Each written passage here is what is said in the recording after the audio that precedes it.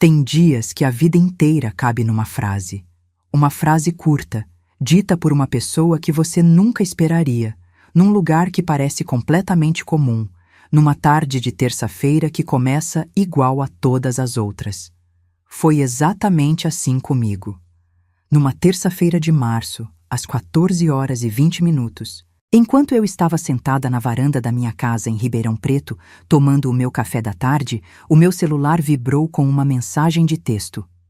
Era do Marcos, o gerente do Banco do Brasil da agência do Centro, o mesmo homem que mora a 3 ruas da minha casa há 15 anos, que me conhece pelo nome, que pergunta sempre pela Beatriz e pelo Lucas quando me vê passar na calçada com as sacolas de mercado. A mensagem tinha apenas 2 linhas. 2 linhas que mudaram absolutamente tudo. Cláudia, o Rogério veio aqui agora tentar movimentar sua conta. Tentou sacar tudo. Diz que tem direito porque é casado com você. Precisei informar a ele que a conta é individual e que ele não tem autorização nenhuma. Estou aqui se você precisar de mim. Eu li aquela mensagem 3 vezes. 3 vezes com a xícara de café parada no ar, o vapor subindo devagar, o sol de fim de tarde batendo de lado nas folhas do jardim que eu mesma plantei há 12 anos. O passarinho que vive na mangueira lá do fundo cantou. O vizinho do lado passou o carro na garagem. O mundo inteiro continuou girando como se nada tivesse acontecido. E eu fiquei ali, completamente imóvel, sentindo uma coisa estranha no peito. Não era raiva, não era choro. Era quase uma vontade de rir, porque eu já sabia. Eu já sabia fazia exatamente 15 dias. Mas antes de contar o que aconteceu naquela agência bancária, antes de contar a cara que o Rogério fez quando o Marcos olhou para o CPF dele e disse aquela frase que ele jamais vai esquecer enquanto viver, eu preciso te contar quem eu sou, de onde eu vim, o que eu construí. E por que um homem que passou 22 anos do meu lado achou que podia simplesmente chegar num banco, numa tarde de terça-feira, e varrer com a mão tudo o que eu levei uma vida inteira para juntar? Eu me chamo Cláudia Ferreira Monteiro, tenho 47 anos e sou contadora. Não a contadora que trabalha num escritório grande com recepcionista e placa na porta, não. Sou a contadora que construiu a própria carteira de clientes em 20 anos de trabalho. Cliente por cliente, declaração por declaração, reunião por reunião, muitas vezes enquanto o jantar ainda estava no fogo, e a Beatriz me puxava pela manga pedindo ajuda com a lição de casa. Sou filha de Dona Neuza, que foi doméstica a vida toda e que me ensinou desde pequena que dinheiro guardado é liberdade, que a mulher que depende de homem para tudo é a mulher que vai chorar sozinha algum dia. Minha mãe tinha uma caderneta. Uma caderneta simples, de capa azul desbotada, onde ela anotava cada centavo que entrava e cada centavo que saía, com a letra miúda e caprichada dela. Quando ela morreu, há 8 anos, essa caderneta estava dentro da bolsa dela. Eu a guardo até hoje na gaveta da minha mesa de trabalho. Foi com a memória da letra da minha mãe nessa caderneta que eu aprendi a guardar dinheiro de um jeito que o Rogério nunca soube, nunca quis saber e nunca perguntou. Nos 22 anos de casamento, eu nunca deixei de trabalhar. Nunca. Nem quando a Beatriz nasceu e eu fiquei 3 semanas sem dormir direito. Nem quando o Lucas teve aquela pneumonia aos 4 anos e eu passei 18 dias entre hospital e escritório, anotando números com os olhos ardendo de sono. Nunca. Porque a minha mãe me ensinou que a mulher que para de trabalhar perde mais do que o salário, perde o chão embaixo dos pés, e quando o chão some, ela fica devendo favor até para respirar. Eu não ia dever favor para ninguém, nem para o meu marido. O Rogério era corretor de imóveis. É um trabalho de altos e baixos. Todo mundo que conhece o mercado sabe disso. Num mês você vende 3 apartamentos e no outro não fecha negócio nenhum. Ele ganhava bem nos períodos bons, muito bem até, mas gastava na mesma proporção.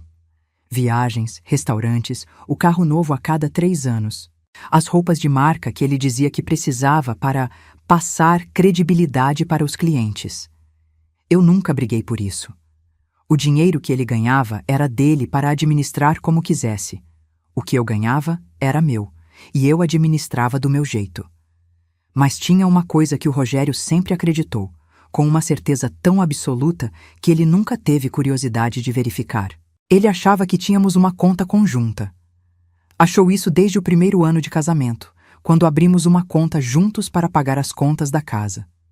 O que ele nunca percebeu, em 22 anos, é que aquela conta conjunta foi encerrada em 2014, quando eu abri uma conta individual no meu CPF para separar as finanças do consultório das finanças pessoais. A conta conjunta foi encerrada, os débitos automáticos foram migrados e ele simplesmente nunca notou, nunca perguntou, nunca olhou um extrato. Em 22 anos, o Rogério Monteiro jamais sentou comigo para olhar um papel do banco. Ele confiava. Ou melhor, ele era descuidado da forma que só os homens acostumados a ter mulher cuidando de tudo conseguem ser. Eu nunca corrigi esse engano. Não por maldade. Não porque eu estava planejando alguma coisa. Simplesmente porque ele nunca perguntou e eu tinha outras coisas com que me preocupar. Durante anos, aquilo não importou. A vida seguia, as contas eram pagas, os filhos cresciam, as férias aconteciam. Eu depositava na minha conta, ele depositava na dele, as despesas da casa eram divididas de um jeito que funcionava para os dois, e o assunto banco simplesmente nunca apareceu. Até que tudo mudou. Eu não vou te dizer que fui ingênua. Não fui. Percebi a mudança no Rogério antes do que ele imagina, antes do que qualquer pessoa de fora conseguiria ver. Foi sutil, como todas as coisas que importam de verdade sempre são. Em 22 anos de convivência, você aprende os ritmos de uma pessoa do mesmo jeito que aprende os ritmos da sua própria casa. Você sabe o barulho que a geladeira faz de madrugada, sabe o cheiro que vem da cozinha quando está ventando do lado certo, sabe exatamente quantos segundos demora para a torneira do banheiro parar de pingar depois de fechada. Qualquer coisa fora desse ritmo você sente no corpo antes de processar na cabeça. O Rogério mudou de ritmo em agosto do ano passado. Chegava mais tarde, saía mais cedo. Ficava no celular de um jeito diferente. Não o jeito de quem está lendo notícia ou vendo vídeo, mas aquele jeito tenso de quem está monitorando algo, de quem está esperando uma mensagem específica. Começou a fazer ginástica, o que nunca tinha feito em 20 anos. Trocou o perfume. Comprou camisas novas sem me mostrar, o que nunca tinha acontecido porque ele sempre pedia minha opinião. Pequenas coisas, coisas que qualquer pessoa de fora diria que eram bobagem, que eu estava exagerando, que todo homem de 50 anos passa por uma fase assim. Mas eu sou contadora. O meu trabalho é encontrar inconsistências em números que parecem estar certos. E eu encontro. Sempre encontro. Eu não confrontei, observei. Anotei mentalmente, como a minha mãe anotava na caderneta azul. E fui esperando, porque a minha mãe também me ensinou que quem espera com inteligência sempre vê mais do que quem age com pressa. A confirmação veio de um lugar que eu jamais esperaria. Em fevereiro deste ano, eu estava no mercado quando encontrei o Henrique, primo filho da minha tia Marlene, advogado, rapaz que eu conheço desde que ele tinha 10 anos e eu tinha 15. A gente bateu papo entre as prateleiras de azeite e arroz, aquele papo de parente que você não vê há tempo, e eu percebi que ele estava estranho, desconfortável, desviava o olhar. Respondia rápido demais, como quem quer terminar a conversa logo. Quando eu fui embora, fiquei pensando naquilo. O Henrique sempre foi um menino aberto, falante, que ria fácil. Aquela estranheza ficou me incomodando por 2 dias. No terceiro dia, ele me ligou. Era tarde da noite, quase 11 horas. Eu atendi e ele ficou em silêncio por 1 segundo antes de falar. E quando falou, a voz estava baixa, como quem não quer ser ouvido. Cláudia, eu tô numa situação muito difícil. Não sei se devo falar, mas eu não consigo ficar quieto. Eu fechei o quarto por dentro. Sentei na beira da cama e disse: Fala, Henrique. O que ele me contou naqueles 20 minutos ao telefone não me surpreendeu tanto quanto deveria. Talvez porque, no fundo, eu já soubesse. O Rogério tinha contratado o Henrique para assessorar um divórcio. Tinha pedido sigilo absoluto. Tinha dado entrada no processo sem me avisar, com a intenção de me pegar desprevenida. E o plano dele era simples, quase elegante na sua crueldade. Antes de eu receber qualquer notificação, ele ia ao banco, sacava tudo da conta que ele julgava ser conjunta, e quando o papel chegasse na minha mão, eu já estaria começando do zero. O Henrique estava em conflito ético, porque eu era a família.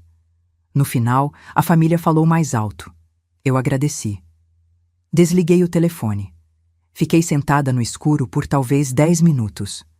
Depois, peguei a caderneta azul da minha mãe na gaveta, segurei ela com as 2 mãos por um momento e comecei a planejar.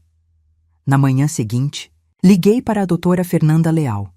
Fernanda é minha amiga desde a 8ª série, a menina que estudava comigo na mesma carteira e que foi para o direito enquanto eu ia para a contabilidade, e hoje é uma das advogadas de família mais respeitadas de Ribeirão Preto.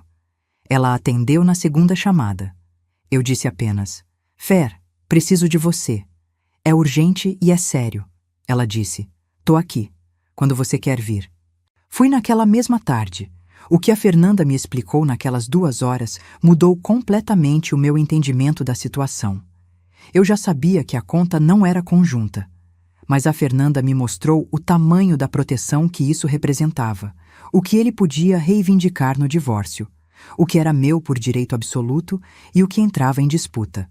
Saímos daquela reunião com um plano.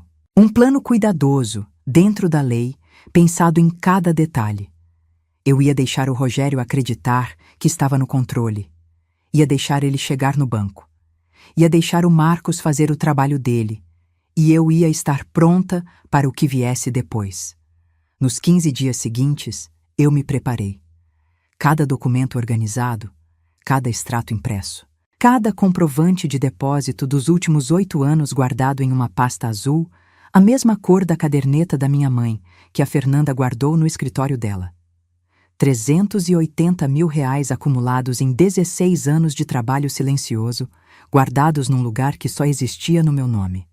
O apartamento de 640 mil, comprado com a herança da minha mãe e complementado com reservas minhas, registrado em cartório com documentação que a Fernanda já conhecia de cor.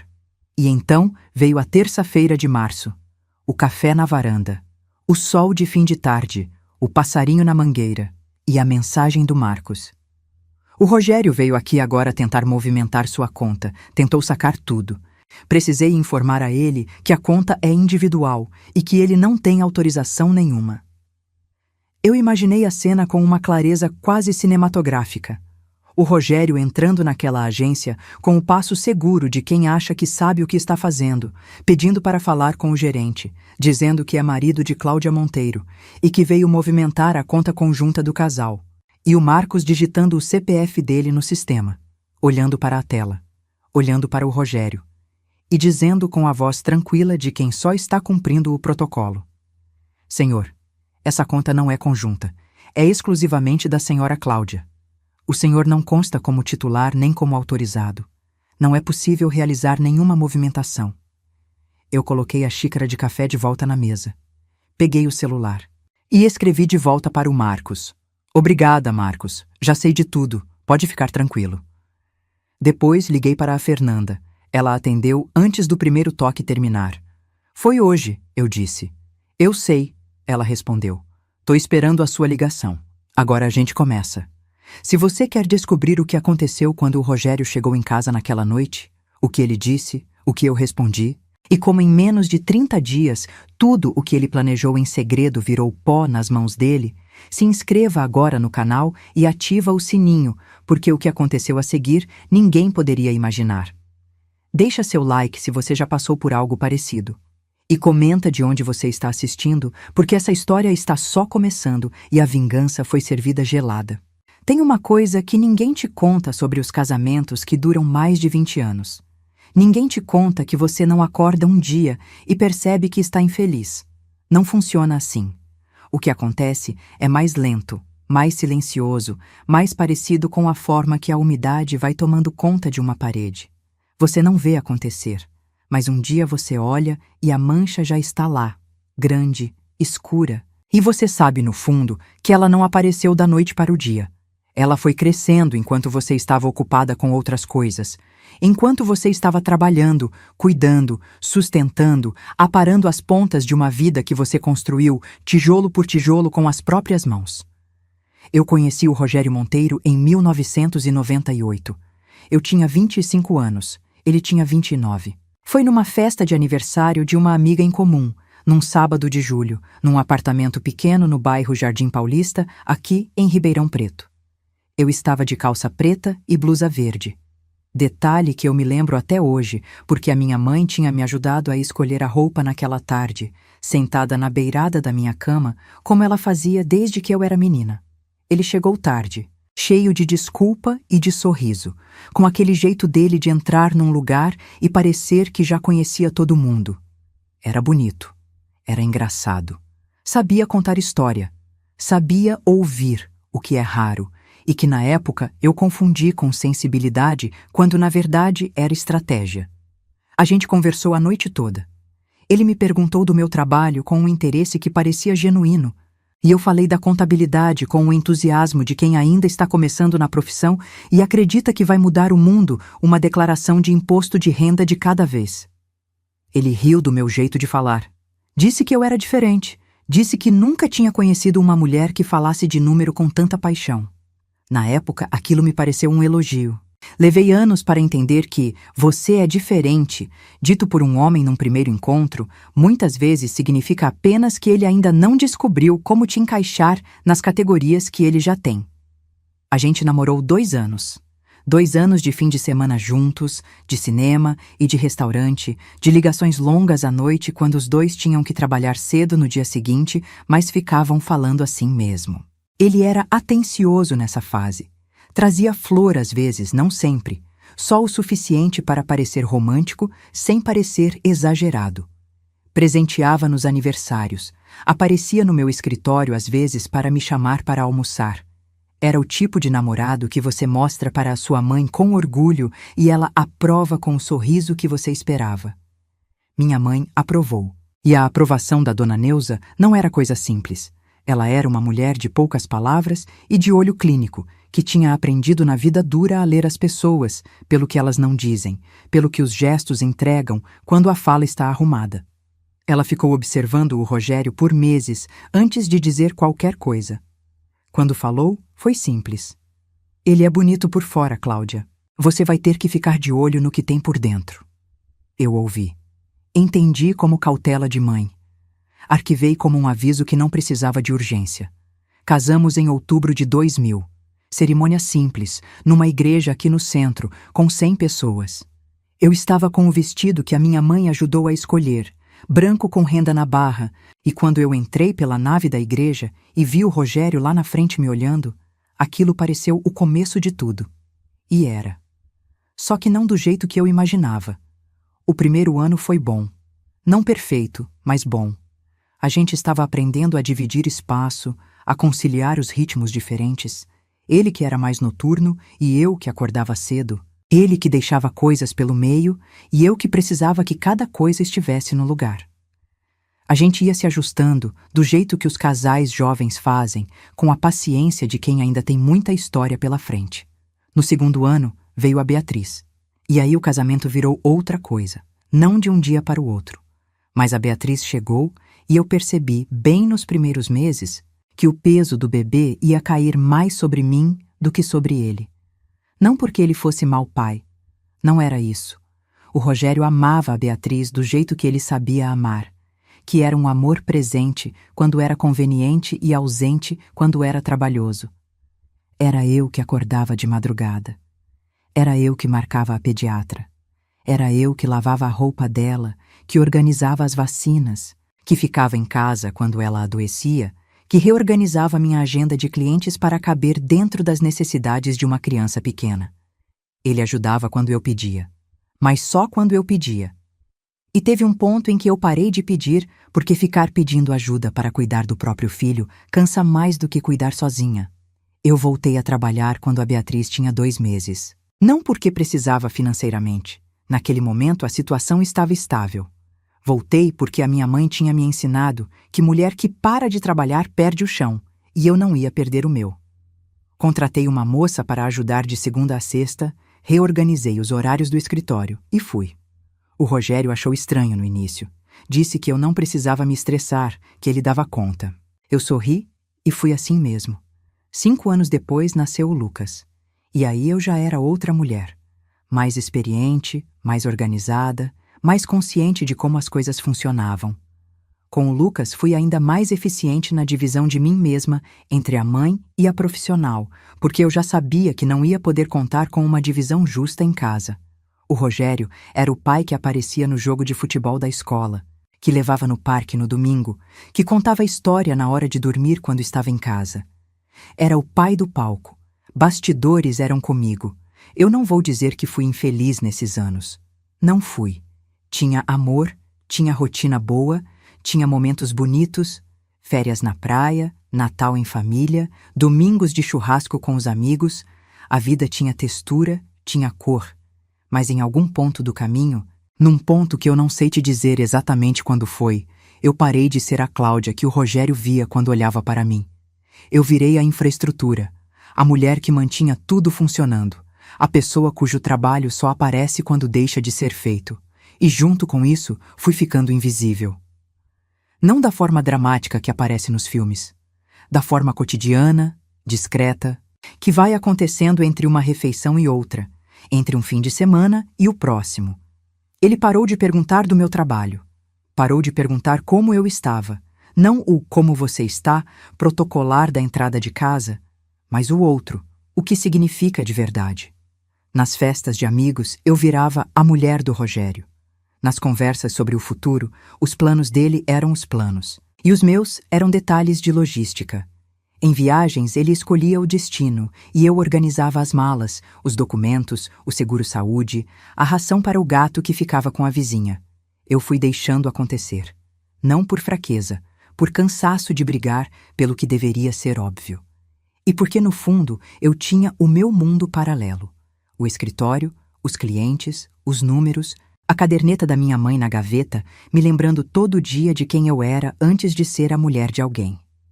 Foi nesse mundo paralelo que o meu trunfo foi sendo construído, centavo por centavo, ao longo de 16 anos. Deixa eu te explicar como funciona a cabeça de uma contadora. A gente não vê dinheiro como os outros veem. A gente vê fluxo, vê movimento, vê o que entra, o que sai, o que sobra, e o que sobra pode se tornar se for tratado com inteligência e paciência.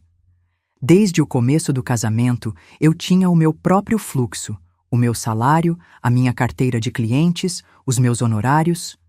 Nunca misturei com o dele. Nunca pedi para ele administrar nada meu. E nunca deixei de guardar. Eram pequenas quantias no início. R$ 200 por mês nos primeiros anos, depois 500. Depois mais, à medida que a carteira de clientes crescia e eu fui me estabelecendo como referência na cidade. Tudo em conta individual, no meu CPF, num banco diferente daquele onde a gente tinha a conta da casa. Aplicações conservadoras, as que a minha mãe aprovaria. CDB, Tesouro Direto, poupança por um tempo e depois coisa melhor. Sem aventura, sem especulação, só consistência, mês após mês, ano após ano. Quando minha mãe morreu, há 8 anos, ela deixou uma herança de R$ 95 mil. Era tudo que ela tinha juntado em décadas de trabalho como doméstica, guardado com a disciplina de quem sabe que não vai ter segunda chance. Eu recebi esse dinheiro e chorei por dias, não só pela saudade dela, mas pelo peso do que aquele dinheiro representava. Cada centavo com a vida da minha mãe marcada nele. Cada nota com o cheiro de sacrifício que ela nunca chamou de sacrifício, porque para ela era só responsabilidade. Usei parte desse dinheiro, somado às minhas reservas, para comprar o apartamento. Registrei no meu nome. A Fernanda cuidou de toda a documentação na época, porque mesmo antes de qualquer sombra de problema, eu sempre fui de deixar as coisas bem amarradas no papel. O Rogério nunca soube o valor exato do que eu tinha. Nunca perguntou. Era uma daquelas áreas da vida conjugal que tinha virado território de uma pessoa só, sem discussão, sem curiosidade do outro lado. Ele sabia que eu tinha as minhas coisas. Ele chamava assim, as coisas da Cláudia. Como se fosse um hobby, um passatempo de mulher organizada, não a espinha dorsal de uma independência construída tijolo por tijolo durante 2 décadas. Eu deixei ele pensar isso. Nunca corrigi. Nunca mostrei o tamanho do que eu tinha. Não por segredo malicioso, por privacidade, que é diferente. Uma mulher tem direito à privacidade dentro do próprio casamento. Tem direito a um espaço que é só dela, que não precisa de aprovação, de explicação, de partilha com quem nunca demonstrou interesse genuíno. E foi exatamente essa privacidade que salvou tudo quando chegou a hora. Porque quando o Rogério começou a mudar, quando eu comecei a ver os sinais em agosto do ano passado, eu não entrei em pânico. Fui para a minha caderneta, não a da minha mãe, mas a minha. A que eu comecei a usar depois que ela morreu, imitando a letra dela o melhor que eu podia. Sentei, fiz as contas, olhei para os números e percebi que se o pior acontecesse, eu estava bem. Melhor do que bem. Estava em pé, com chão embaixo dos pés, com teto sobre a cabeça, com 16 anos de trabalho silencioso me dando a liberdade que a minha mãe sempre disse que uma mulher precisa ter. Quando o Henrique me ligou naquela noite de fevereiro e me contou o plano do Rogério, a primeira coisa que eu senti não foi medo, foi clareza. Uma clareza fria, limpa, como quando você olha para um balanço contábil que finalmente fecha e tudo faz sentido. Eu entendia o que estava happening. Entendia as peças, entendia o que ele queria pegar, o que ele achava que ia pegar e o abismo entre esses dois universos. O plano dele era sacar R$380 mil que ele acreditava estar numa conta conjunta. Usar esse dinheiro para se estabelecer com a outra, uma mulher chamada Silvana, assistente dele há 3 anos, 28 anos de idade, que eu nunca tinha visto pessoalmente, mas cujo nome eu descobri numa fatura de cartão de crédito que apareceu errada no sistema contábil do escritório dele, que ele me pedia para cuidar há anos sem perceber que eu lia cada linha. Silvana. Até o nome eu sabia. O que o Rogério não sabia. A conta não era conjunta. Nunca foi. Não nesses últimos 12 anos. O dinheiro estava protegido. O apartamento estava protegido. E eu tinha uma advogada que conhecia cada centavo da minha vida financeira melhor do que ele conhecia depois de 22 anos de casamento. Nos 15 dias entre a ligação do Henrique e a terça-feira de março, eu não mudei nada na rotina. Fiz o jantar nos mesmos horários. Assisti televisão com ele no sofá. Respondi quando ele falava. Perguntei do trabalho dele. Fingi não saber. Fingi muito bem, porque contadora também aprende a controlar a própria expressão quando os números na frente dos olhos não são os que a outra pessoa espera. E enquanto eu fingia normalidade na sala da minha casa, a Fernanda estava no escritório dela amarrando cada nó, cada papel, cada proteção que a lei permite. Enquanto eu passava o sal para ele no jantar, eu sabia exatamente o que estava acontecendo nos bastidores. Enquanto ele dormia do meu lado sem saber que eu sabia, eu planejava cada passo do que viria depois. A terça-feira chegou. O café chegou. A mensagem do Marcos chegou. E quando eu li aquelas 2 linhas na varanda da minha casa, com o cheiro de jasmim que o jardim solta no fim da tarde e o barulho do bairro ao redor, o que eu senti foi algo que eu não sabia nomear naquele momento, mas que depois entendi ser a sensação de uma mulher que passou 22 anos construindo em silêncio, vendo o silêncio finalmente falar por ela. O Rogério havia entrado naquela agência achando que ia embora com quase R$400 mil. Havia saído com as mãos vazias e com uma informação que mudou tudo o que ele pensava que sabia sobre a mulher com quem havia dormido por mais de 2 décadas. E o pior para ele, o que ele ainda não sabia naquela tarde, é que isso era só o começo. Existe uma diferença enorme entre vingança e justiça. Eu levei anos para entender isso. E foi a Fernanda quem me ajudou a separar as 2 coisas naquela primeira reunião no escritório dela, quando eu cheguei com o coração apertado e a cabeça fervilhando depois da ligação do Henrique. Ela me olhou por cima dos óculos dela, com aquela seriedade de advogada que não abandona nem nos momentos mais pessoais, e disse: Cláudia, vingança é emocional e te expõe. Justiça é técnica e te protege. A gente vai fazer justiça. Eu gravei aquilo. Repeti mentalmente nos 15 dias que se seguiram, toda vez que a raiva tentava subir mais rápido do que a razão, porque raiva eu tinha. Seria mentira dizer que não tinha. 22 anos, 2 filhos, uma vida inteira construída em parceria, Ou pelo menos no que eu havia acreditado ser parceria durante todo esse tempo. E no final de tudo isso, um homem que foi ao banco numa tarde de terça-feira, achando que ia esvaziar o que era meu antes de me servir os papéis de divórcio, como se eu fosse um problema a ser resolvido, não uma pessoa, não a mãe dos filhos dele, não a mulher que ficou acordada 18 dias quando o Lucas teve pneumonia aos 4 anos. A raiva estava lá. Mas eu sou filha da Dona Neuza. E a Dona Neuza me ensinou que raiva mal administrada é a arma que você aponta para o inimigo e dispara no próprio pé. Então eu deixei a Fernanda conduzir. E a Fernanda é extraordinária no que faz. O plano tinha 3 fases. A primeira fase era de documentação e proteção. Garantir que cada bem, cada centavo, cada papel estivesse blindado antes que qualquer movimento oficial acontecesse. A segunda fase era de resposta. Quando o Rogério fizesse o primeiro movimento, a gente já estaria 3 passos à frente. A terceira fase era o que a Fernanda chamava de o acerto de contas no papel, que era o processo em si, conduzido de um jeito que deixasse o mínimo possível para a interpretação e o máximo possível documentado em preto e branco. Naquela segunda semana de março, enquanto o Rogério ainda acreditava que tinha tempo, que eu não sabia de nada, que o plano dele estava intacto, a Fernanda e eu nos reunimos 3 vezes. Uma vez no escritório dela, uma vez por videochamada tarde da noite, depois que as crianças dormiram, e uma vez num café discreto no Jardim Sumaré, onde eu levei a pasta azul com todos os documentos que ela havia me pedido para separar. A pasta azul. 16 anos de extratos, de comprovante de depósito, de contratos de aplicação, de recibos de pagamento do apartamento, da escritura, do inventário da herança da minha mãe, das declarações de imposto de renda onde cada bem estava registrado no meu CPF desde sempre, tudo organizado em ordem cronológica, tudo com cópia digitalizada guardada em nuvem em 2 servidores diferentes, porque contadora não confia em cópia única de nada. A Fernanda abriu a pasta, passou as páginas devagar e, no meio da revisão, ela parou, olhou para mim e disse: Cláudia, você é a cliente dos sonhos de qualquer advogado de família. Eu ri pela primeira vez em semanas.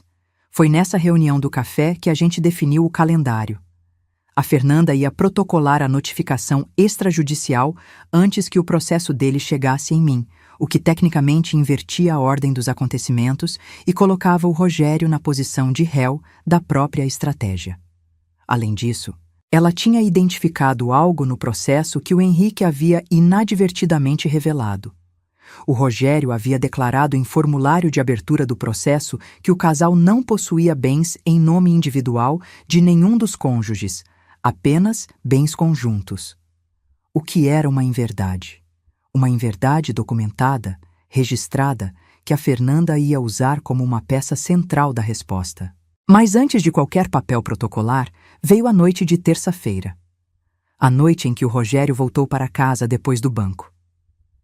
Eu estava na cozinha quando ouvi a chave na fechadura. Eram quase 7 da tarde. A Beatriz estava no quarto com fone de ouvido estudando para a faculdade. O Lucas tinha ido para a casa de um amigo. Eu estava fazendo o jantar como qualquer terça-feira. Macarrão ao molho de tomate fresco, do jeito que ele sempre gostou, com manjericão do vaso que eu tenho na janela da cozinha. O cheiro estava bom. A cozinha estava quente da forma aconchegante que o fogão aceso dá. Ele entrou, passou pela sala, chegou na cozinha. Eu ouvi os passos antes de vê-lo. Conhecia aqueles passos de 22 anos. Mas havia algo diferente neles naquela noite. Uma irregularidade pequena, uma hesitação que não era do Rogério que eu conhecia, que sempre andava com passada larga e confiante. Ele parou na entrada da cozinha. Eu continuei mexendo o molho. Boa noite, eu disse sem virar. Ele ficou em silêncio por um momento. Depois disse, boa noite. Eu virei o fogo para baixo, peguei um pano de prato, limpei as mãos, me virei para ele. Ele estava com a gravata afrouxada, o que ele fazia sempre ao chegar em casa, mas o olhar estava diferente, procurando, avaliando, tentando ler a minha expressão como quem tenta decifrar um mapa em idioma que não conhece. Como foi o dia? Eu perguntei. Normal, ele disse. Pausa curta demais. E o seu? Tranquilo, eu disse. O jantar tá quase pronto. E foi isso. Ele foi trocar de roupa. Voltou. A gente jantou com a Beatriz, que apareceu no último minuto com o caderno na mão e a cabeça ainda na prova. Conversamos sobre a faculdade dela, sobre um professor difícil, sobre um trabalho em grupo que estava dando problema. O Rogério comeu, falou pouco, olhou para mim mais vezes do que o normal durante a refeição. Eu comi tranquilamente, respondi quando me falaram. Perguntei da faculdade da Beatriz com o interesse genuíno de sempre. Depois do jantar, ele foi para o escritório em casa. Eu lavei a louça. Assisti televisão por 1 hora. Fui dormir. Ele veio para a cama mais tarde. No escuro, depois de um tempo em silêncio, ele disse meu nome. Cláudia. Eu respondi com a voz de quem está quase dormindo. Silêncio longo. Eu contei mentalmente até 10. Nada, ele disse no final. Dorme. Eu fechei os olhos e fiquei completamente imóvel até ouvir a respiração dele mudar para o ritmo do sono. Então abri os olhos no teto escuro e fiquei ali por um momento, sentindo o peso de tudo aquilo que estava suspenso no ar daquele quarto como poeira prestes a assentar. 2 dias depois, a Fernanda protocolou a notificação extrajudicial. Eu estava no escritório quando ela me mandou a mensagem confirmando. Parei o que estava fazendo por exatamente 30 segundos. Respirei fundo.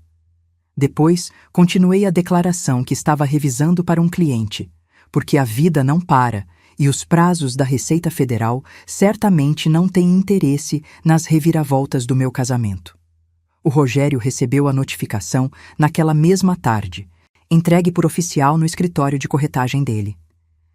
Eu soube disso porque a Fernanda me ligou às 17 horas e disse apenas: foi entregue, o protocolo está registrado. O que aconteceu no escritório de corretagem dele nos minutos seguintes, eu não vi, mas posso imaginar.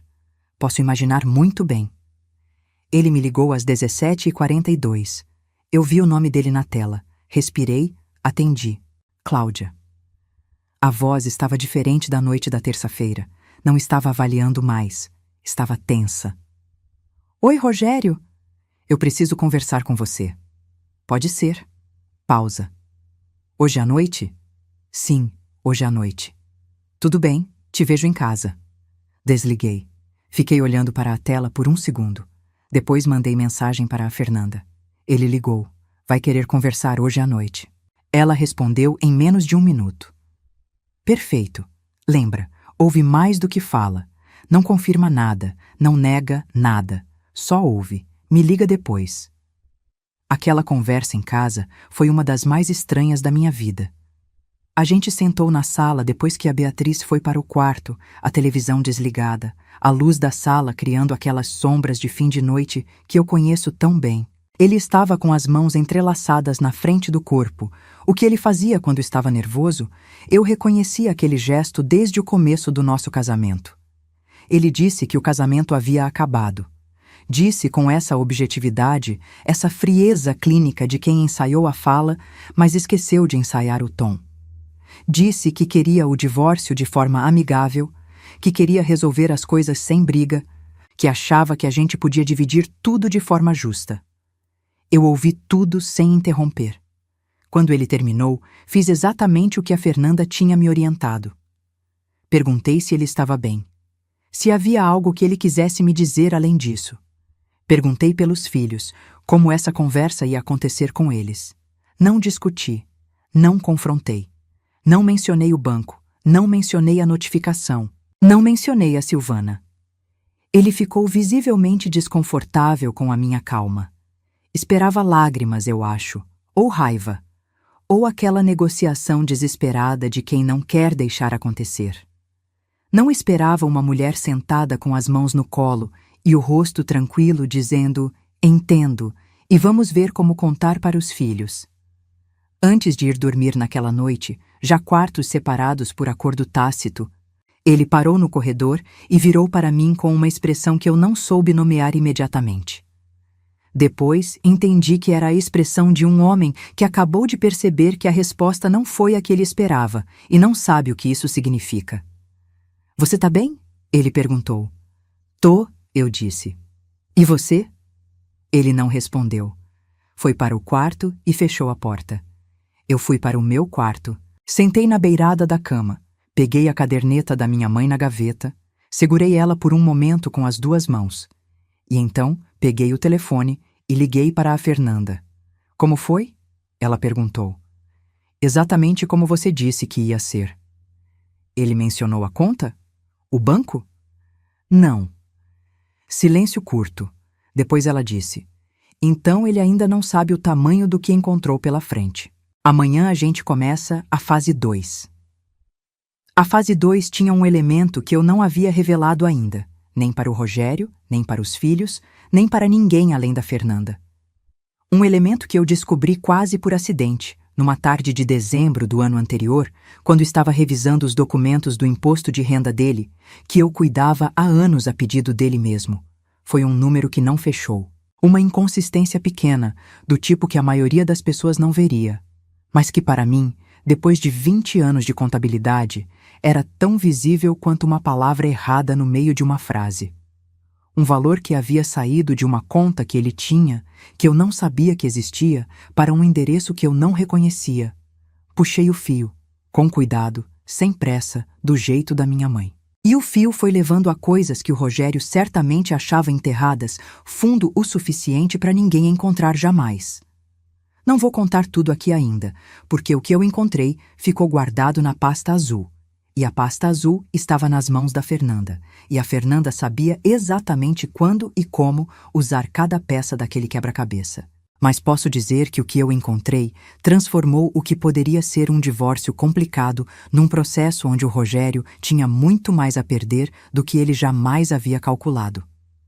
Quando ele contratou um advogado próprio, uma semana depois daquela conversa na sala, e o advogado dele entrou em contato com a Fernanda para iniciar as negociações, a Fernanda ouviu a proposta inicial com toda a paciência do mundo. A proposta era, convenientemente, baseada na premissa de que os únicos bens do casal eram os que o Rogério havia declarado no processo inicial. Sem bens individuais, sem reservas separadas, divisão de um patrimônio que ele havia estimado com uma generosidade curiosa para o lado dele. A Fernanda ouviu tudo. Agradeceu. Disse que ia analisar com a cliente e dar retorno em breve. Depois desligou e me ligou rindo. O advogado dele não sabe de nada, ela disse. Ele não contou para o próprio advogado o que realmente existe. Ou não sabe o que existe, o que é ainda melhor para a gente. O que você vai fazer? Eu perguntei. Vou mostrar a pasta azul. E foi o que aconteceu. 3 dias depois, a Fernanda enviou ao advogado do Rogério um conjunto de documentos que respondia à proposta inicial, peça por peça. Cada bem listado por ele, confrontado com a documentação de que era meu. Cada valor que ele havia omitido ou subestimado, cruzado com extrato, com declaração de imposto, com registro em cartório. A conta que não era conjunta. O apartamento que era meu. A herança da minha mãe, documentada até o último centavo.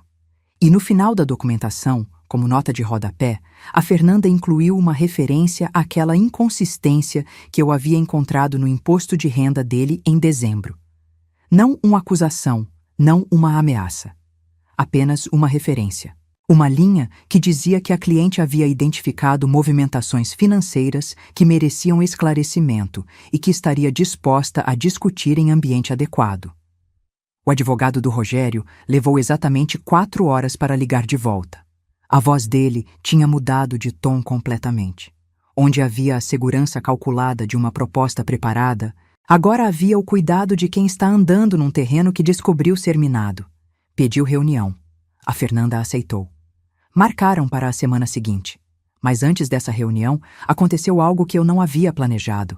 Algo que veio de fora do meu plano, de um lugar que eu não controlava e que mudou o tom de tudo que veio depois. O Lucas chegou em casa numa quinta-feira à noite com uma expressão que eu conheço desde que ele era pequeno.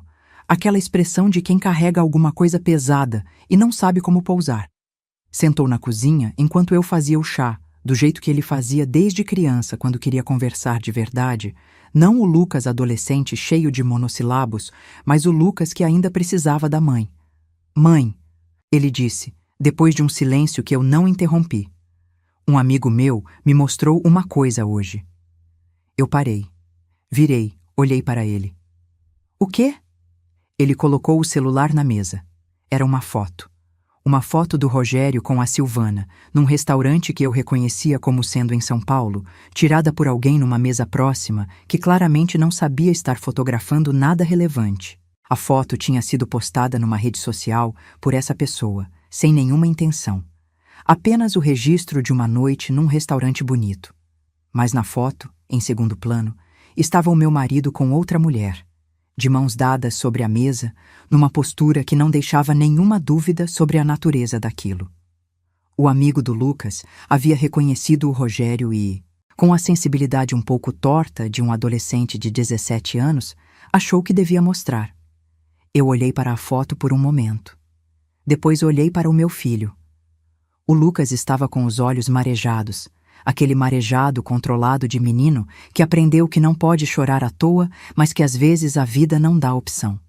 Ele me olhava, esperando alguma coisa que eu não sabia ainda o que era. Eu me sentei do lado dele, coloquei a mão no braço dele. Você já sabia? Ele perguntou. Já sabia de algumas coisas, eu disse com cuidado. Não de tudo. E você tá bem? Aquela pergunta. O mesmo filho que eu acordava de madrugada para amamentar, que eu levei para a pediatra dezenas de vezes, que eu ajudei com cada lição de matemática difícil, que eu vi crescer centímetro por centímetro durante 17 anos, me perguntando se eu estava bem com uma seriedade que me apertou o coração de um jeito que nenhuma das traições do Rogério havia conseguido. Tô bem, eu disse. E era verdade. Você é que eu fico preocupada. Eu tô bem, ele disse. Pausa. Tô bravo, mas tô bem. A gente ficou ali um tempo sem falar. Depois eu fiz o chá, coloquei uma xícara na frente dele. E ele ficou na cozinha comigo enquanto eu terminava o que estava fazendo, só pela companhia, da forma que às vezes filhos e mães precisam sem precisar nomear. Naquela noite, depois que ele foi dormir, eu me dei conta de que aquela foto havia acelerado algo que eu precisava fazer de qualquer jeito, contar para os filhos a verdade, na medida certa, do jeito certo. Não porque eu devesse satisfação dramática, não para fazer do Rogério vilão na vida deles, mas porque o Lucas já sabia de algo e a Beatriz ia saber em breve, e filhos de 20 e 17 anos merecem ser tratados como os adultos que estão se tornando. Conversei com a Beatriz no dia seguinte. Foi diferente. Como tudo entre mães e filhas é diferente de mães e filhos. Ela chorou. Ficou com raiva. Fez perguntas que eu respondi honestamente dentro do que era adequado. No final, ela disse uma coisa que ficou comigo. Mãe, eu sempre soube que você era a que segurava tudo. Eu só não sabia que você estava segurando tudo sozinha. Eu não soube o que responder. Então fiz o que a minha mãe fazia quando não havia palavras. Abracei e deixei o abraço falar. Na semana seguinte, quando chegou o dia da reunião entre os advogados, eu estava pronta. Não fui à reunião, pois a Fernanda era quem me representava, mas fiquei com o telefone do lado durante as 3 horas que ela durou. Às 15h40, a Fernanda me mandou uma mensagem de texto com apenas 3 palavras. Eles recuaram tudo. Reunião de advogados é uma coisa interessante quando você não está na sala. Você fica do lado de fora do tempo, em suspensão, fazendo coisas normais com as mãos, enquanto a cabeça está em outro lugar completamente. Naquela tarde, eu estava no escritório, revisando a declaração de um cliente.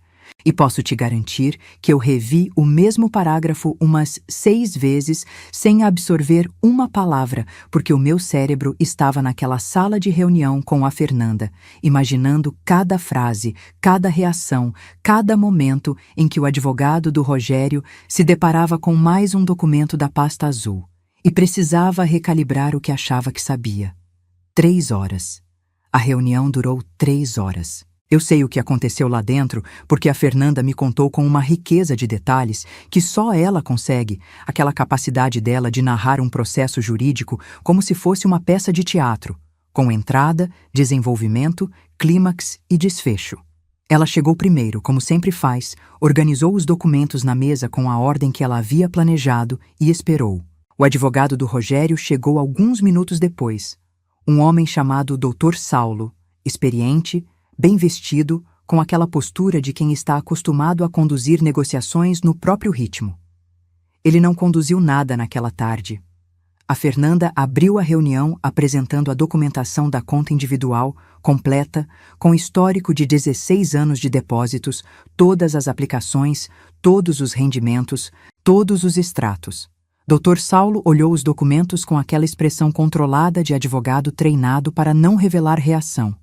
Mas a Fernanda me disse que viu o momento exato em que ele entendeu o tamanho do problema. Foi quando chegou no extrato do ano de 2014, onde estava documentado o encerramento da conta conjunta e a abertura da conta individual, com data, número de protocolo e assinatura. Aquele documento sozinho destruía a premissa central de tudo que o Rogério havia declarado no processo. Dr. Saulo pediu uma pausa. Saiu da sala por 10 minutos. A Fernanda ficou esperando, tomando água, reorganizando os papéis que não precisavam ser reorganizados. Quando ele voltou, o tom havia mudado. Não radicalmente. Os advogados bons não mudam de tom radicalmente, mas o suficiente para quem sabe ouvir. Ele havia ligado para o Rogério naquela pausa, isso ficou claro. E o que o Rogério havia dito a ele naqueles 10 minutos havia redefinido a estratégia da tarde. Eles tentaram um ângulo diferente. Argumentaram que, mesmo sendo conta individual, os depósitos ao longo do casamento poderiam ser caracterizados como patrimônio comum, dependendo da interpretação do regime de bens. Era um argumento tecnicamente possível, a Fernanda me explicou depois, mais fraco, porque o regime do nosso casamento era comunhão parcial de bens e os depósitos na minha conta vinham exclusivamente do meu trabalho como autônoma, documentados nas minhas declarações de imposto de renda, separados de qualquer contribuição dele desde sempre. A Fernanda desmontou esse argumento em menos de 20 minutos, documento por documento, declaração por declaração, com a paciência clínica de quem prepara essa resposta há semanas. Foi então que ela colocou na mesa a última peça. A inconsistência que eu havia encontrado em dezembro, puxada do imposto de renda dele, desenvolvida em 6 páginas de análise contábil que eu havia preparado com o cuidado que dedico aos meus melhores clientes. 6 páginas que documentavam uma conta que o Rogério possuía num banco diferente, aberta 3 anos antes, onde havia uma movimentação regular de valores que não apareciam em nenhuma declaração conjunta, que não tinham origem identificável nos rendimentos declarados dele e que totalizavam, nos 3 anos, um montante de R$142 mil. R$142 mil que foram para algum lugar, que financiaram alguma coisa, que existiam em algum lugar da vida do Rogério sem que eu soubesse, sem que os filhos soubessem, sem que o imposto de renda soubesse. A Fernanda colocou aquelas 6 páginas na frente do Dr. Saulo com o cuidado de quem coloca uma xícara de porcelana fina sobre uma mesa de vidro. Devagar, com precisão. E esperou. O Dr. Saulo leu a primeira página, depois a segunda. Na terceira página, ele colocou os documentos na mesa, juntou as mãos na frente do rosto por um momento e ficou em silêncio. A Fernanda me disse que aquele silêncio durou 45 segundos. Ela cronometrou mentalmente. 45 segundos em que um advogado experiente processava a informação de que o cliente que havia lhe contratado para conduzir um divórcio favorável havia omitido um detalhe que mudava completamente a geometria de tudo. Quando ele falou, a voz estava medida, profissional, mas havia algo embaixo dela que a Fernanda reconheceu como o som de alguém recalculando rapidamente. Doutora Fernanda, onde exatamente sua cliente pretende chegar com isso? A Fernanda respondeu com a elegância que é a marca dela. Minha cliente não pretende chegar a lugar nenhum com isso, Dr. Saulo. Minha cliente pretende um divórcio justo, conduzido com honestidade, onde todos os bens e todas as movimentações financeiras de ambas as partes sejam devidamente declarados e considerados. Nada mais do que isso. Pausa. Entendido, ele disse, e pediu uma semana para apresentar uma nova proposta. Essa semana foi estranha dentro de casa. O Rogério e eu já estávamos em quartos separados, por acordo silencioso que nenhum dos dois havia precisado verbalizar. E a convivência havia entrado numa zona de cortesia fria, aquele tipo de educação doméstica que é mais distante do que qualquer briga, porque pelo menos a briga tem calor, tem presença, tem contato real. A gente dizia bom dia, perguntava se o outro tinha comido, passava sal na mesa. Os filhos percebiam a atmosfera e navegavam nela com o cuidado de quem aprendeu a ler o clima de casa desde pequeno. Numa manhã daquela semana, enquanto eu tomava café na cozinha antes de ir para o escritório, o Rogério entrou, pegou a xícara dele, ficou em pé do outro lado da bancada. Eu senti o olhar dele antes de ele falar. Cláudia. Você sabia do banco antes de eu ir lá. Não era pergunta, era constatação.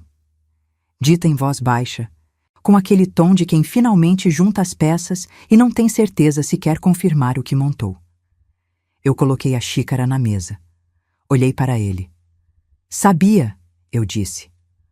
O silêncio que se seguiu foi diferente de todos os outros silêncios daquelas semanas. Era um silêncio com peso específico, com textura própria. O silêncio de um homem que elaborou um plano durante meses e está percebendo que do outro lado havia uma mulher que sabia de cada passo desse plano antes mesmo que o primeiro passo fosse dado. Desde quando? Ele perguntou. Tempo suficiente. Ele ficou me olhando por um momento. Depois fez uma coisa que eu não esperava. Balançou a cabeça devagar, quase como um gesto de reconhecimento involuntário, e disse, quase para si mesmo: devia ter sabido. Eu não respondi. Peguei a bolsa, as chaves e fui trabalhar. Naquela noite, enquanto eu jantava sozinha porque os filhos tinham saídos e o Rogério havia avisado que chegaria tarde, o telefone tocou. Era um número que eu não reconhecia. Atendi pensando que fosse cliente. Era a Silvana. Confesso que fiquei paralisada por um segundo. Não de medo, não de raiva, de surpresa pura. Não estava no roteiro. A Silvana ligar para mim não estava no roteiro de ninguém. A voz dela era jovem, como eu havia imaginado, e havia algo nela que eu demorei um segundo para identificar. Quando identifiquei, fiquei ainda mais surpresa do que antes. Ela estava chorando. Não o choro dramático de quem quer cena. O choro contido de quem está envergonhada e está ligando a si mesmo, o que é uma forma de coragem que eu não esperava encontrar do outro lado da linha. Ela disse o nome dela. Disse que sabia quem eu era. Disse que queria me pedir desculpa. Eu fiquei em silêncio, o garfo parado no ar, o jantar esquecendo no prato. Ela continuou. Disse que havia começado aquilo sem saber que ele era casado de verdade, que ele havia dito que o casamento era no papel, que a gente vivia separados dentro da mesma casa, que era uma formalidade que ele estava resolvendo. Disse que quando percebeu que não era bem assim, já estava no meio de uma situação que não sabia como sair. E disse, com aquela voz baixa de quem entrega algo que pesou por muito tempo, que o Rogério havia usado o dinheiro dela também, que havia pedido empréstimos ao longo dos últimos 2 anos, com promessas de devolver assim que o divórcio fosse concluído e ele tivesse acesso ao patrimônio que seria dele. Ela não sabia que esse patrimônio não existia da forma que ele havia descrito. Eu fiquei ouvindo tudo aquilo com uma calma que me surpreendeu a mim mesma.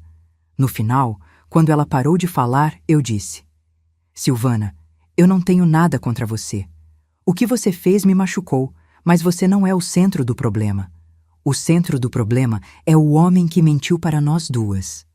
Ela ficou em silêncio por um momento. Depois disse obrigada com uma voz que soou como alguém colocando algo pesado no chão, depois de carregar por muito tempo. Desliguei.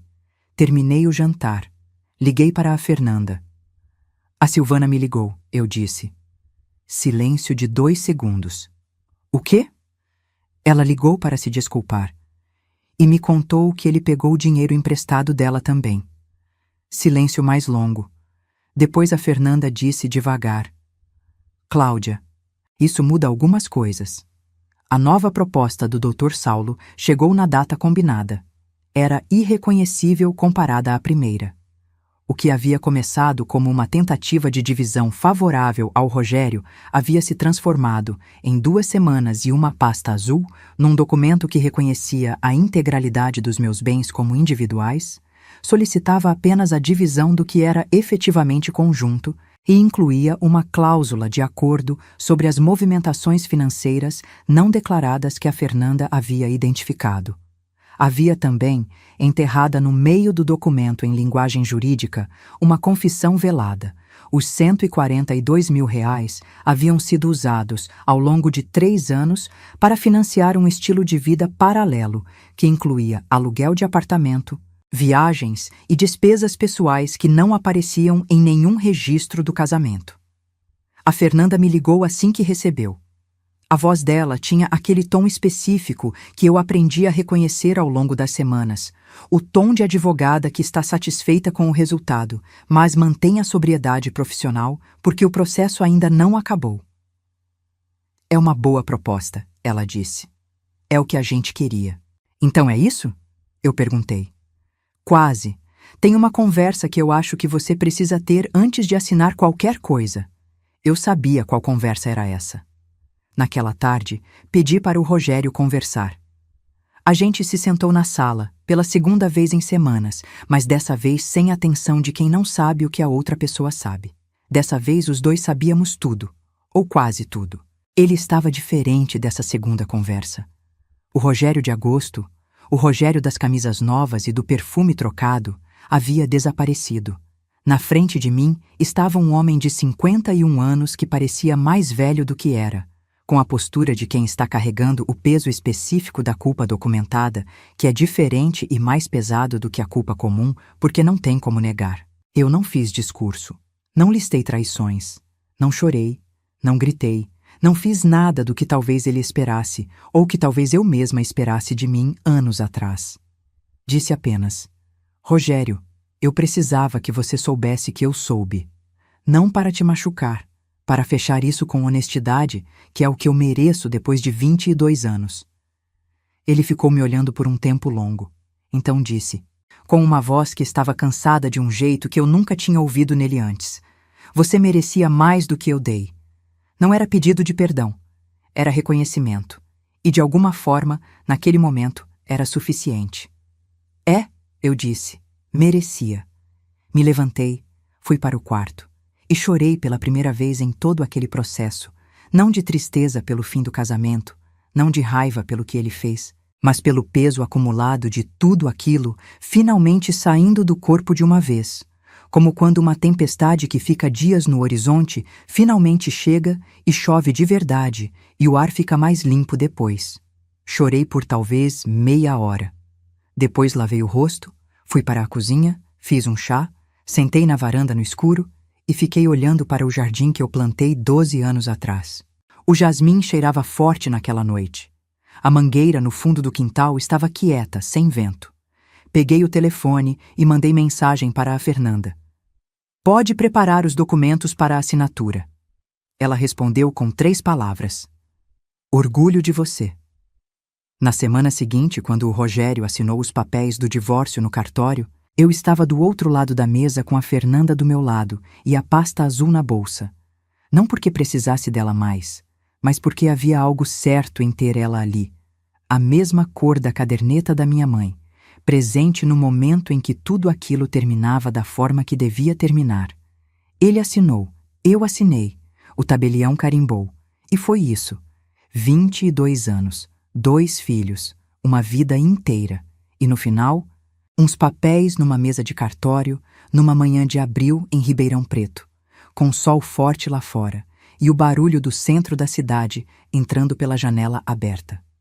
Quando a gente saiu do cartório, eu e a Fernanda ficamos na calçada por um momento. Ela me abraçou, eu deixei. Depois ela olhou para mim e disse: E agora? Eu olhei para o sol na calçada. Respirei o ar quente de abril. Agora, eu disse, eu vou almoçar com os meus filhos. Tem uma coisa que ninguém te prepara para o dia depois. Todo mundo fala do processo, da briga, da separação, dos papéis, dos advogados, das conversas difíceis com os filhos, das noites que não dormem, das manhãs que doem. Mas ninguém fala muito do dia depois de tudo isso. Do dia em que você acorda e a tempestade passou e o sol está lá e a vida continua com uma normalidade quase ofensiva, como se o mundo não soubesse que você acabou de atravessar algo que mudou cada átomo de quem você é. Eu acordei no dia seguinte ao cartório às 6:30 da manhã, como sempre. O despertador tocou, eu abri os olhos. Fiquei deitada por um momento olhando para o teto do quarto que agora era só meu, sem a presença de outra pessoa ocupando o lado da cama, sem o ritmo de respiração de alguém que não era mais parte da minha história cotidiana. O quarto estava silencioso. O sol começava a entrar pela fresta da cortina do jeito que sempre entrou, aquele fio de luz dourada que corta o ar e vai até a parede do fundo. Me levantei, fui para a cozinha, fiz o café e a vida começou. Os primeiros meses depois do divórcio foram um processo de reaprender a ocupar o próprio espaço. Não de tristeza, não da forma que as pessoas às vezes imaginam quando ouvem falar em separação depois de casamento longo. Era mais como quando você muda os móveis de um cômodo que estava sempre do mesmo jeito. Estranha no começo. Você ainda desvia de onde as coisas costumavam estar. Ainda espera encontrar o sofá num lugar onde ele não está mais. Mas depois de um tempo, o novo arranjo começa a fazer sentido. E você percebe que havia espaços que nunca foram usados, cantos que nunca receberam luz, possibilidades que estavam bloqueadas pela disposição antiga das coisas. Eu comecei pequeno. Reorganizei o escritório em casa do jeito que sempre quis, e nunca fiz, porque ele usava aquele espaço às vezes, e havia uma negociação implícita de território que nunca cheguei a verbalizar, mas que me continha. Coloquei a mesa perto da janela, trouxe a planta que estava no corredor para dentro. Comprei uma cadeira nova que é ergonômica e confortável. E cara, do tipo que eu adiava comprar há anos, sem razão concreta. Sentei naquela cadeira nova numa manhã de maio e olhei pela janela para o jardim e pensei, isso aqui é meu.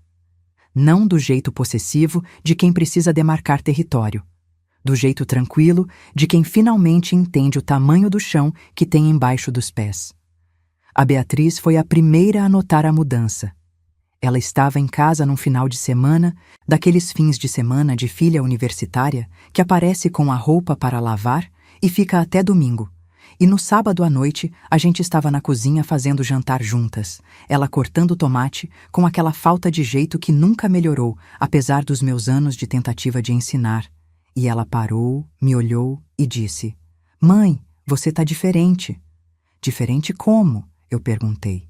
Ela ficou pensando por um segundo. "Mais leve," ela disse. "Você tá mais leve."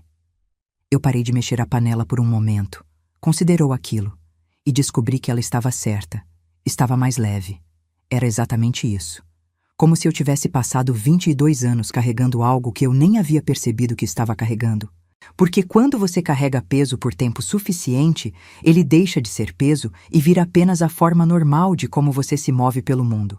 E só quando você coloca no chão, só quando a carga some, você percebe o quanto pesava. O Lucas demorou um pouco mais para processar tudo. Ele era mais reservado que a Beatriz, sempre foi, mais parecido comigo nesse aspecto, de segurar as coisas internamente e trabalhar nelas em silêncio antes de trazer para fora. Mas uns 2 meses depois do divórcio, ele apareceu na porta do meu escritório numa tarde de semana. Bateu de leve no batente, entrou sem esperar resposta do jeito que filhos fazem e sentou na cadeira de frente da mesa. Eu tirei os óculos, fechei o computador, dei atenção completa. Ele ficou um tempinho arrumando o que ia falar, que é o jeito dele. Então disse, "Mãe, eu quero aprender a cuidar do dinheiro do jeito que você cuida." Me peguei de surpresa. "Por quê?" eu perguntei. "Porque eu vi o que aconteceu e vi que você estava pronta. E quero ser desse tipo de pessoa, que tá pronta." Eu fiquei olhando para ele por um momento. Esse menino de 17 anos que havia crescido mais naqueles meses do que em alguns anos anteriores, e sentia aquele orgulho específico de mãe que não tem nome adequado em nenhum idioma, que é um aperto no peito que dói de tão bom que é. "Quando você quiser," eu disse, "a gente senta e eu te ensino tudo." Ele assentiu, se levantou, foi embora do jeito que tinha entrado. Na porta virou e disse, "Obrigado, mãe." E foi. Eu fiquei olhando para a porta vazia por um momento. Depois abri o computador e continuei o que estava fazendo, com aquela leveza que a Beatriz havia nomeado e que eu estava aprendendo a reconhecer como a minha nova temperatura normal. A Fernanda e eu almoçamos juntas uma vez por mês desde então. Algo que a gente havia tentado fazer por anos e que sempre ficava para depois porque a vida de dois lados sempre estava muito cheia. Agora a gente faz questão. Naqueles almoços, a gente fala de tudo, do trabalho dela, do meu, dos filhos, das coisas pequenas que a amizade de décadas acumula e que ficam para trás quando a rotina engole. Num desses almoços, uns 4 meses depois do divórcio, ela me perguntou como eu estava de verdade, com a ênfase dela no de verdade, que significa que quer a resposta sem verniz. Eu pensei antes de responder. Peguei o copo de água, olhei para a praça lá fora do restaurante, o sol forte de agosto em Ribeirão Preto, fazendo a calçada cintilar do jeito que só faz nessa cidade. Estou bem de verdade, eu disse, sem adjetivo e sem ressalva, só bem. Ela me olhou por um segundo. Depois sorriu com aquele sorriso dela que reserva para os momentos que importam. É o suficiente, ela disse. O Rogério foi morar num apartamento alugado do outro lado da cidade. Sei disso porque os filhos vão visitá-lo às vezes, porque a Beatriz menciona quando passa por lá, porque o Lucas às vezes comenta de uma refeição que fizeram juntos. Eu não pergunto além do que eles oferecem. Não por mágoa, não por indiferença ao pai dos meus filhos. Por clareza. Aquela parte da minha vida fechou no cartório em abril e não precisa reabrir para nenhum propósito. Sei também, porque Ribeirão Preto é uma cidade que sabe das coisas, que o relacionamento com a Silvana não durou. Soube por uma conhecida em comum que mencionou de passagem num encontro casual, sem intenção de me contar nada, apenas falando da vida como as pessoas falam. Não senti nada específico quando ouvi aquilo, nem satisfação, nem pena.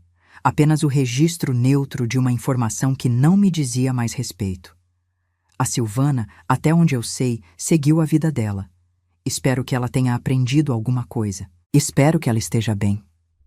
Sério, não tenho energia para guardar nada contra uma mulher que no final foi vítima das mesmas mentiras que eu, só por um caminho diferente. O que me interessa é a minha vida. E a minha vida, nesses meses depois do divórcio, foi se tornando uma coisa que eu não esperava. Mais minha do que nunca. Retomei um projeto que havia colocado de lado anos antes, ainda no começo do casamento, quando a vida foi ficando cheia de outras coisas.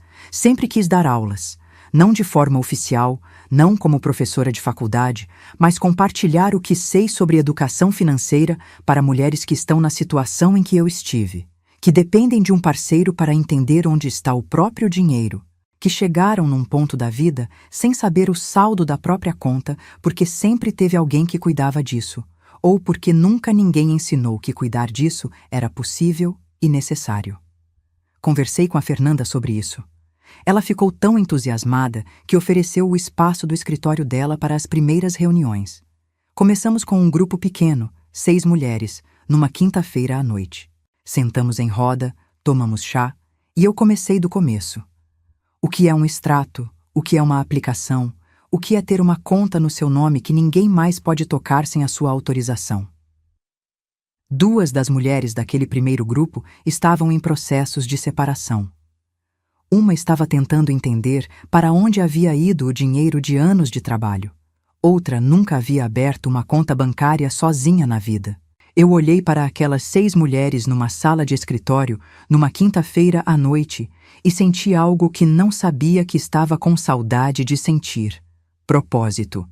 Não o propósito de sobrevivência que me conduziu pelos meses difíceis. O propósito ativo que aponta para a frente, que tem chão embaixo e horizonte na frente. O grupo cresceu. Hoje são 32 mulheres. A gente se reúne 2 vezes por mês. Tem uma engenheira, uma professora de escola pública, uma vendedora de loja, uma aposentada de 72 anos que diz que nunca é tarde para aprender e que é a minha favorita, embora eu nunca diga isso em voz alta. Tem mulheres que chegam assustadas e saem com uma luz nos olhos que eu reconheço porque vi no meu próprio espelho em determinado momento. Cada encontro começo da mesma forma. Coloco sobre a mesa uma réplica da caderneta azul da minha mãe, que mandei fazer especialmente, com a mesma capa desbotada e as mesmas linhas internas. Conto a história da dona Neuza, da doméstica que nunca foi à faculdade e que entendia de dinheiro melhor do que a maioria dos executivos que já cruzaram a minha vida profissional. Conto que a liberdade financeira não é assunto de rico, não é assunto de quem tem muito para guardar. É assunto de quem decide que vai guardar o que tem, centavo por centavo, mês por mês, com a paciência e a disciplina de quem sabe que o chão embaixo dos pés não vem do casamento. Não vem de nenhum homem, não vem de nenhuma sorte. Vem do trabalho, da consciência e da decisão de nunca deixar de cuidar do que é seu. Na semana passada, uma das mulheres do grupo me mandou mensagem às 11 da noite. Era a professora da escola pública, 43 anos, que havia chegado no grupo 3 meses antes, dizendo que tinha medo de olhar para o próprio extrato, porque sempre havia algo errado que ela não entendia. A mensagem dizia apenas: Cláudia, acabei de abrir minha primeira aplicação, 200 reais, mas é meu. Eu li aquela mensagem 3 vezes, depois escrevi de volta. Sua mãe ficaria orgulhosa. Ela respondeu: a minha mãe foi quem me deu os 200 reais. Fiquei olhando para a tela por um tempo longo, com aquela coisa no peito que dói de tão boa que é. Depois, coloquei o telefone na mesa, peguei a caderneta da minha mãe na gaveta, segurei ela com as 2 mãos no escuro do escritório, que agora é completamente meu. Dona Neuza, você tinha razão em tudo. Sobre o dinheiro guardado ser liberdade. Sobre a mulher que para de trabalhar perder o chão. Sobre ficar de olho no que tem por dentro. Sobre ser suficiente só você, filha. Só você mesma, quando tudo mais passa. 7 meses depois de uma terça-feira de março com cheiro de café e jasmim e sol de fim de tarde, eu sou uma mulher de 47 anos, que tem chão embaixo dos pés, teto sobre a cabeça, filhos que me fazem orgulho todo dia, uma amiga de 8ª série, que também é a melhor advogada que eu conheço, um grupo de 32 mulheres que estão aprendendo a cuidar do que é delas, e uma caderneta azul na gaveta que me lembra todo dia de onde eu vim e de quem eu sou. Não tenho mágoa, não tenho amargura, tenho gratidão, o que parece estranho de dizer sobre um processo tão difícil, mas é verdade. Gratidão pelo que a dor ensinou, pela clareza que o fim do casamento trouxe, pela descoberta de que a mulher que eu fui quando tinha 25 anos e entrou naquela festa de julho com calça preta e blusa verde, nunca foi embora realmente. Ela ficou aqui o tempo todo, trabalhando em silêncio, guardando centavo por centavo, esperando o momento de se levantar. E quando o momento chegou, ela estava pronta. Se essa história tocou seu coração, se você se identificou em algum momento dessa jornada, deixe seu comentário aqui embaixo contando de onde você está assistindo e o que mais tocou você. Compartilhe esse vídeo com aquela amiga, prima, vizinha que precisa ouvir essa mensagem. Que dignidade não se negocia, que amor próprio vem primeiro e que nunca é tarde para recomeçar. Deixa seu like, se inscreve no canal e ativa o sininho para não perder as próximas histórias. Porque aqui a gente não conta histórias vazias, a gente conta histórias que transformam, que curam, que lembram você de quem você realmente é, uma mulher forte, capaz e merecedora de todo o amor do mundo. Um abraço apertado no seu coração e lembre-se, você é mais forte do que imagina. Até a próxima.